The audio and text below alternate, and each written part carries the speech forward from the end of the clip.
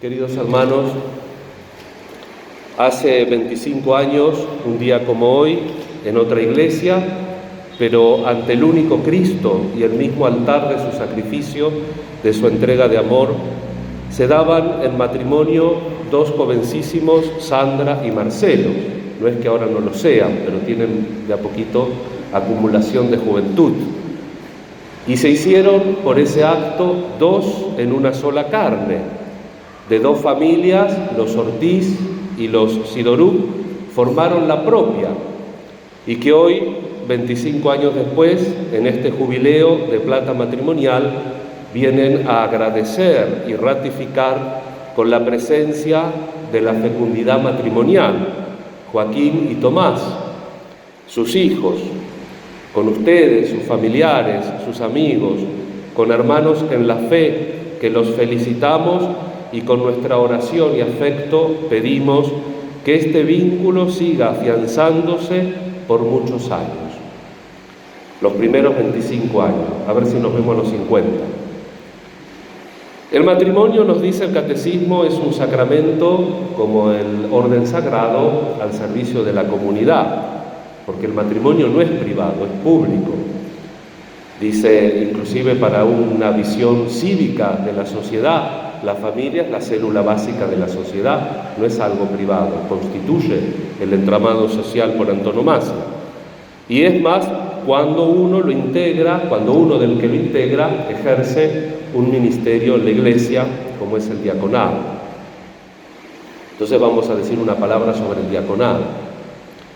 Las necesidades pastorales de la iglesia han movido al Papa y a los obispos a contar más y más con los laicos y personas de vida consagrada para ser auxiliares extraordinarios en su función de enseñar y santificar. Pero he aquí que en tan interesante momento y sin quitarle el gran mérito a estos ministerios laicales, el Concilio Vaticano II restauró el diaconado como ministerio ejercido en forma permanente en la Iglesia, como lo había sido en los primeros siglos de la cristiandad. Y surge la pregunta: ¿por qué se quiere resucitar el diaconado cuando todo lo que hace un diácono lo podría hacer igualmente un laico debidamente autorizado? Por tanto, nos preguntamos, ¿qué añade la ordenación diaconal al laico? ¿Por qué dar la ordenación que imprime carácter sacramental para un oficio que aparentemente no necesita de la ordenación ni del carácter? Estos argumentos siguen la lógica mundana, la lógica del mundo de los negocios, que es el pragmatismo o la utilidad. El Señor dice en el Evangelio, en Lucas 16-18, que los hijos de este mundo son más astutos que los hijos de la luz. Él alaba la previsión de los negocios, de los negociantes, pero no los métodos. Pero aquí se trata de un misterio y no de un negocio. Se trata de un misterio, de un sacramento. Por lo tanto, parece que lo que hace el diácono no es idéntico a lo que hace el laico. Ciertamente no lo es en el orden de la gracia. El sacramento da un plus, da una gracia de Dios. Entra precisamente en la dinámica societaria y de gracia que el Señor quiso para su iglesia. El diaconado surge y se restaura en la iglesia, no como un sustituto del presbiterado, no como amenaza al laicado, sino como heraldo, ángel evangelion, como un ángel del evangelio, es decir, la anunciación. Otro Gabriel que anuncia la buena noticia de la salvación. El Espíritu Santo descenderá sobre ti y el poder del Altísimo te cubrirá con su sombra. La imposición de manos crea al diácono como ministro ordenado, que sin ser sacerdote no es laico sino clérigo, y que sin ser laico no es sacerdote, pero sí está ordenado. El diácono participa en el ministerio apostólico de la Iglesia, que es el encuentro con el Señor. Por la ordenación diaconal entra al estado clerical.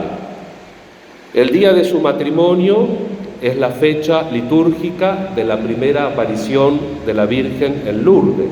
Por eso hemos leído el Evangelio de la Anunciación. María, que está presente de una manera especial en la historia de la salvación y en la Iglesia. María dice, ¿cómo puede ser eso?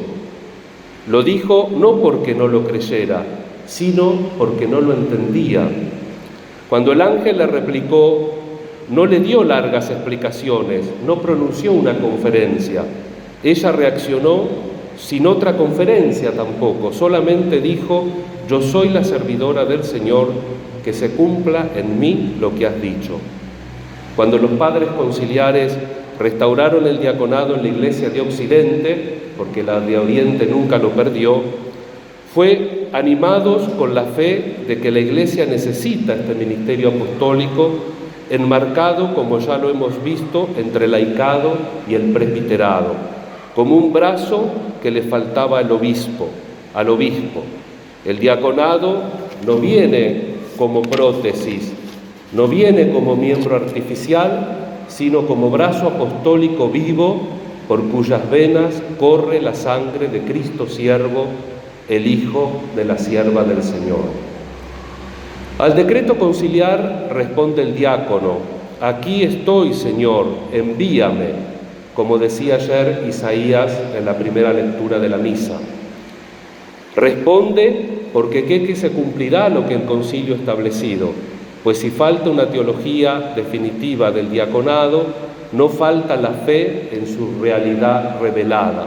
El diaconado continúa la misión con Cristo por medio del maravilloso encuentro entre Dios y el ser humano en el sacramento. La institución del diaconado se remonta al Nuevo Testamento. Todos conocemos al protomártir, el protodiácono San Esteban.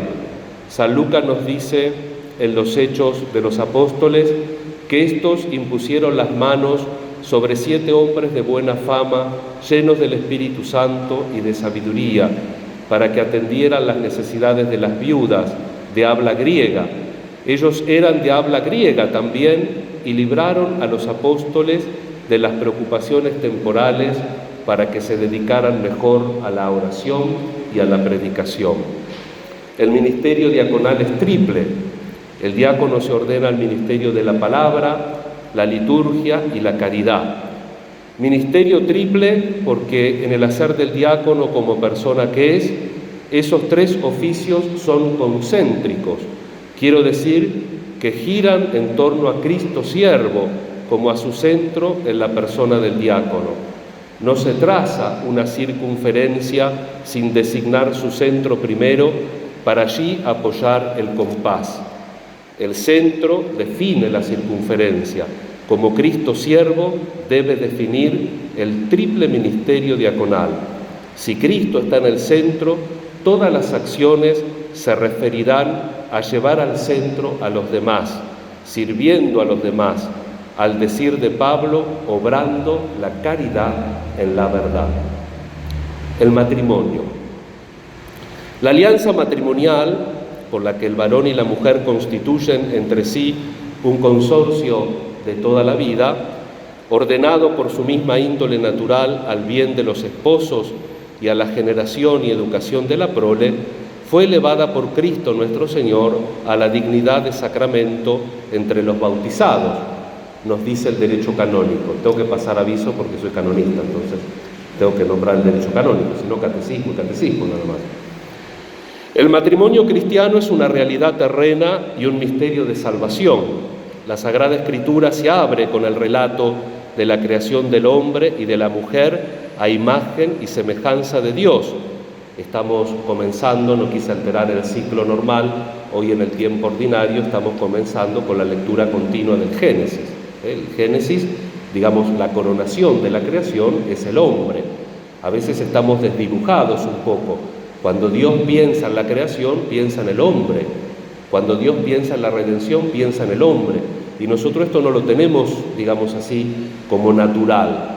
A veces uno escucha a los científicos, y es que los hombres hacen funciones como los animales.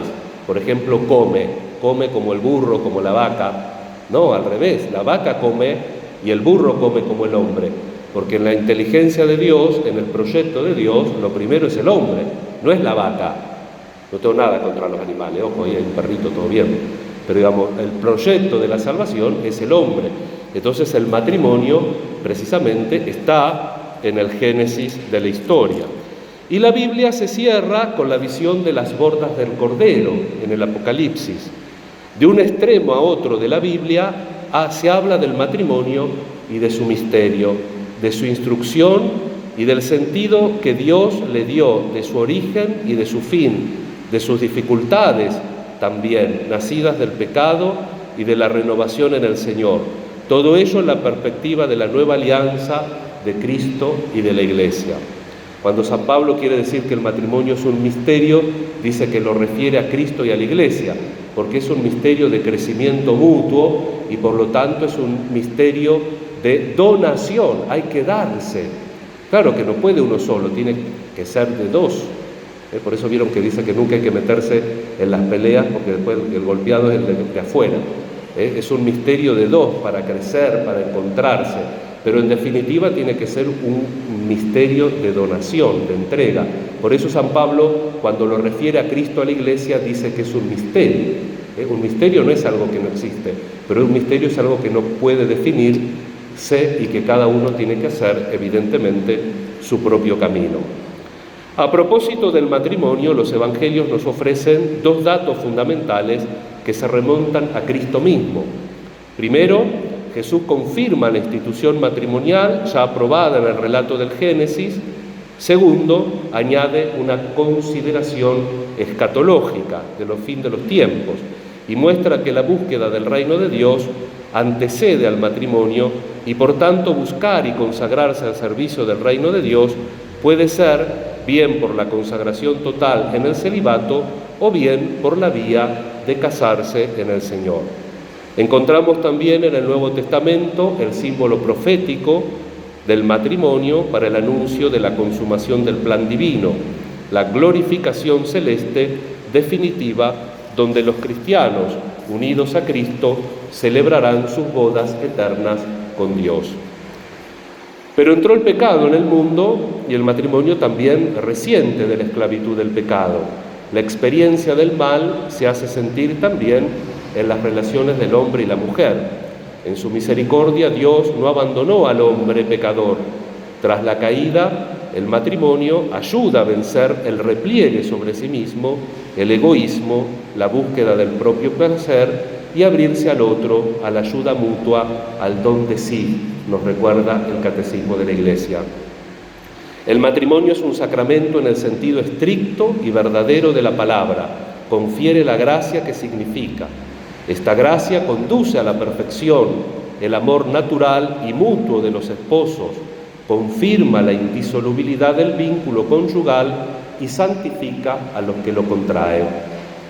Los bienes y las exigencias del amor conyugal florecen en la vida familiar. Ahí se alimenta y fortalece en la vida diaria la unidad y la indisolubilidad. Ahí tienes unido la fidelidad del amor conyugal, la apertura a la fecundidad en los hijos, se extiende a los frutos de la vida moral, espiritual y sobrenatural que los padres transmiten por medio de la educación. El Concilio Vaticano II llama a la familia con una antigua expresión, iglesia doméstica.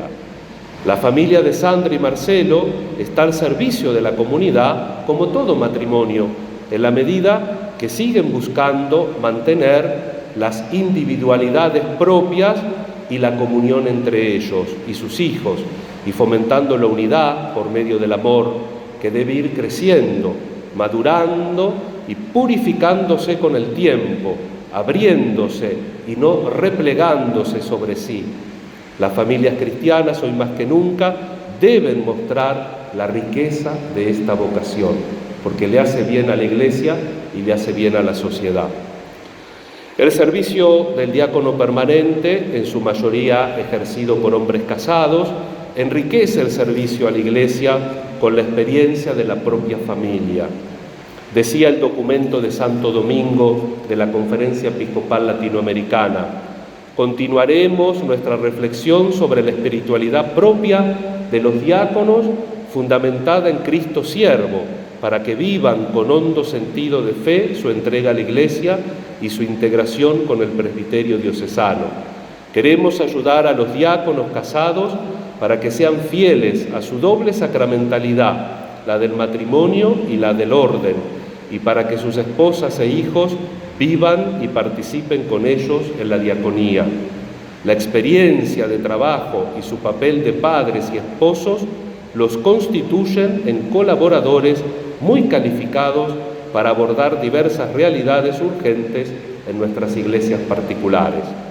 Queridos Sandra y Marcelo, nos alegramos por su fidelidad matrimonial y por su testimonio cristiano en nuestra comunidad. Que María, nuestra Madre, en su advocación de Lourdes, los siga ayudando, bendiciendo e intensificando su sí matrimonial y enriqueciendo a la Iglesia con el testimonio cristiano. Que así sea.